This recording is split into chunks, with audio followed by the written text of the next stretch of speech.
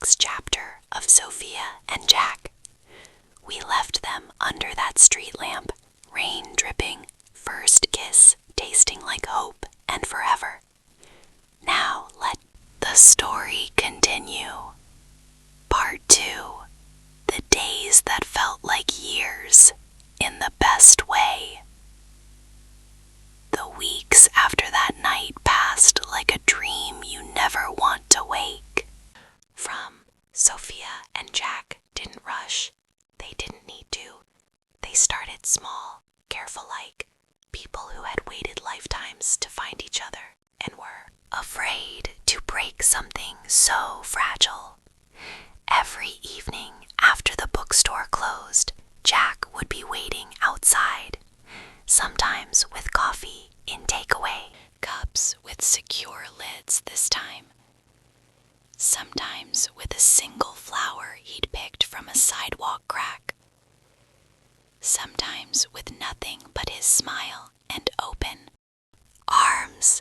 They walked the city together, late-night ice cream from the 24-hour place on 5th, sitting on park benches until security asked them to leave, quiet dinners at hole-in-the-wall spots where the food was cheap but the conversations were priceless. Jack showed her his photographs, hundreds of them on his laptop in a tiny rented studio apartment that smelled like coffee and developer chemicals, black and white shots of strangers laughing, old buildings at golden hour, waves crashing at dawn. He pointed to one photo, a woman standing on a bridge at sunset, back to the camera, hair blowing in the wind. "That's the day I decided to come home," he said quietly.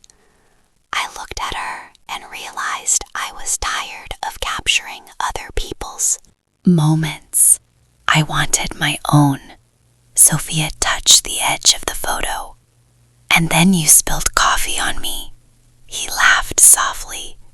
"The universe has terrible aim but perfect timing." Sophia showed him her world too. The bookstore after hours, when she would read aloud from her favorite passages, while he listened with his head in her lap. The rooftop of her building, where she kept a tiny herb garden in pots. She would pick fresh basil and make him pesto pasta at 2 a.m. while they talked about everything and nothing. They learned each other slowly, deeply. Jack discovered Sophia hummed when she was nervous, always the same tune from her childhood.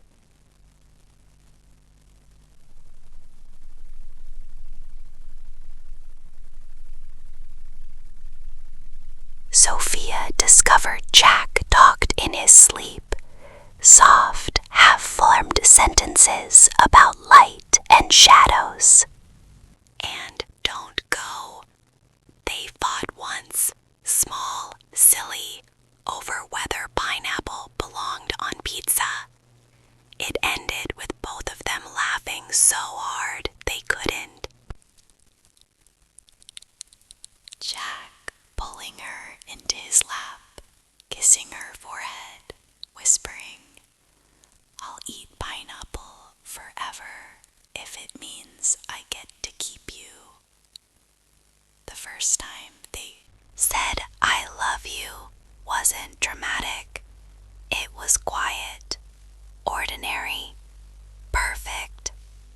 They were lying on a blanket in the park at dusk, watching fireflies blink like tiny stars. Sophia turned her head on his chest. "Jack, I love you." He didn't answer right away. He just tightened his arm around her, pressed his lips to her hair, breathed her in like she was oxygen. Then, so softly she almost missed it, "I've loved you since the second that coffee hit your shirt. I just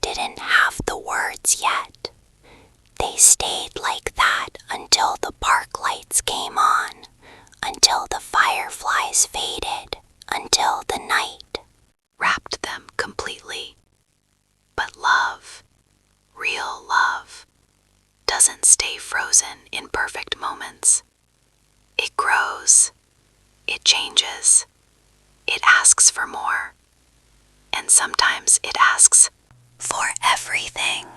One morning in early autumn, Sophia woke up before Jack. She watched him sleep, peaceful, unguarded, beautiful. She felt something shift inside her chest. Not fear, not doubt, certainty. She wanted forever with him. Not someday, not maybe. Now, when he opened his eyes, she was already smiling.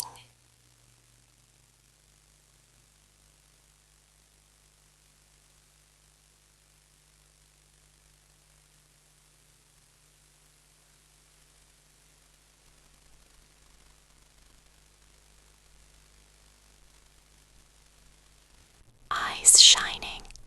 I'm not good at waiting.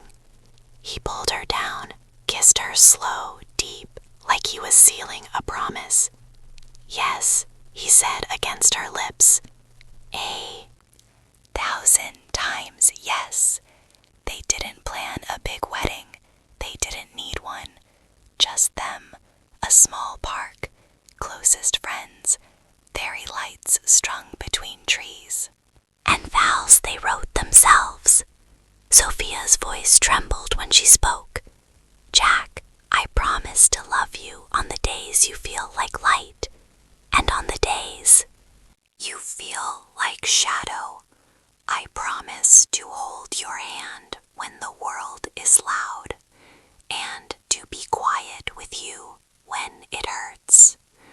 I promise to choose you every single day, even when it's hard, especially when it's hard. Jack's eyes were wet when he answered.